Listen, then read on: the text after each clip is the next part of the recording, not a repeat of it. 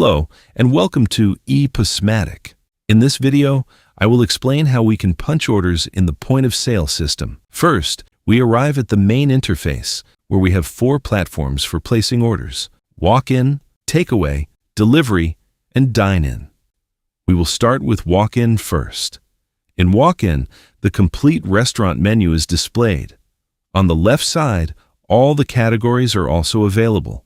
You can directly select an item, or you can first select a category and then choose an item from that category.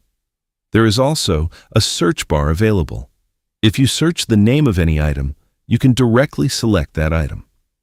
On the top left, there is an option for multiple menus. If your restaurant has more than one menu, for example, a separate coffee menu or main menu, you can select the required menu from here.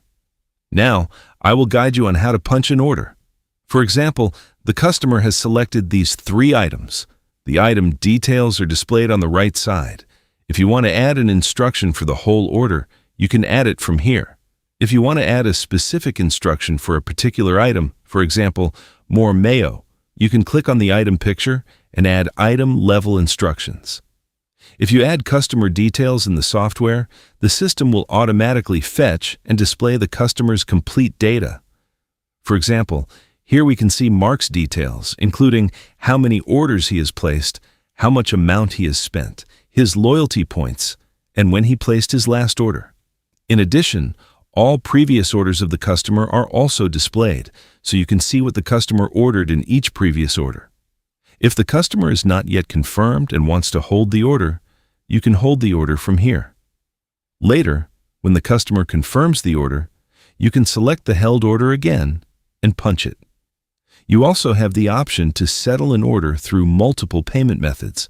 For example, if a customer says they want to pay half by card and half by cash, you can go to multiple payments, enter half the amount in cash and the remaining amount through card.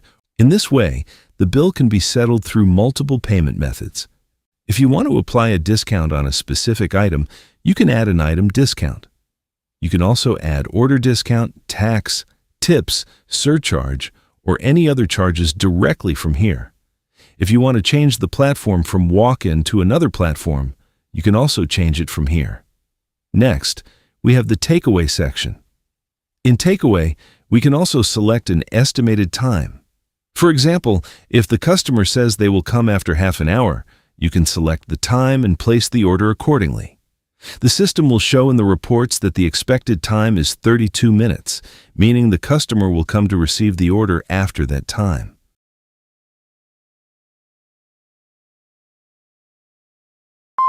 After that, we have the delivery section.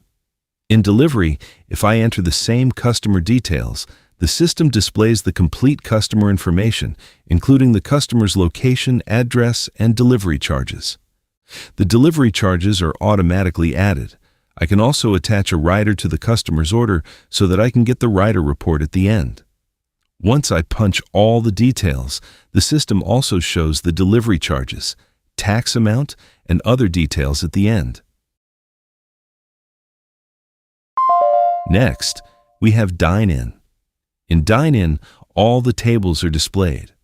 When I click on any table, I get 2 options. The first option is to directly start the order by clicking on Place Order. The second option is Start Seating, where I can enter the number of guests. After that, when I click on Place Order, the complete menu opens and I can add items again. Once I click on Add to Table, the order starts and the dockets are printed. Now, on the table, I have further options. If I want to add more items to the table, I can edit the order. If I want to view the complete order, I can open the View option. There is also an option to settle the order directly from here. I can also split the order. The bill can be split item-wise or equally. There is also an option to move the table. For example, if the customer wants to shift from this table to another table, I can move the complete table order to another table. If I want to print an unpaid bill or receipt, I can print it from here as well.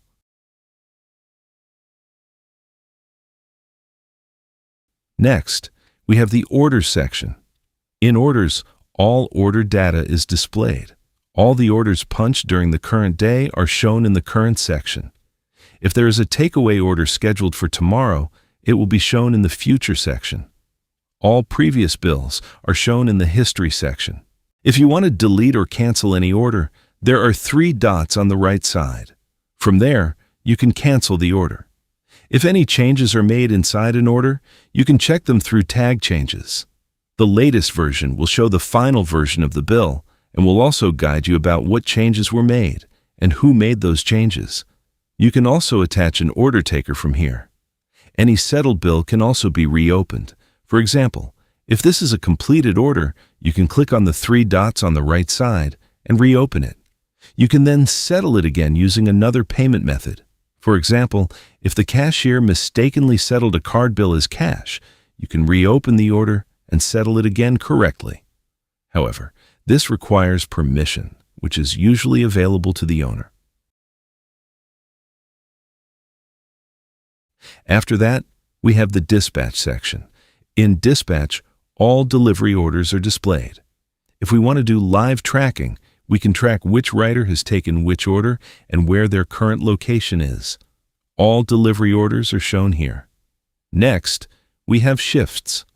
Cashiers can enter code and simply clock in, take break, and at the end, clock out at closing time.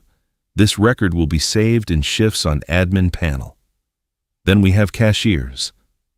In this section, my printers will be attached, and I can also attach the cash drawer from here. After that, we have reports. In reports, I can view the complete record of the day within a selected time range. In quick overview, I can see all the important details, such as how many orders were punched today, how much sales were made, and through which payment methods the orders were settled. The summary section shows how many payments were received, total sales, and the tax summary. It also shows staff performance, including which staff member punched how many orders. It shows how much sale came from each platform. Then we have the void items section, where I can see any items that were voided during the day. After that, we have item sales, which shows how many times each item was sold during the day. Then comes the rider's report. If a rider was attached to any order, the rider report will be shown here. If no name is shown in the rider report, it means no rider was attached to that specific order. Finally, we have the X report. In the X report, we can see the total number of orders and the complete days report.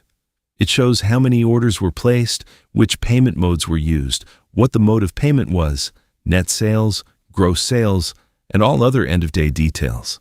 At the end, I can print or export this report.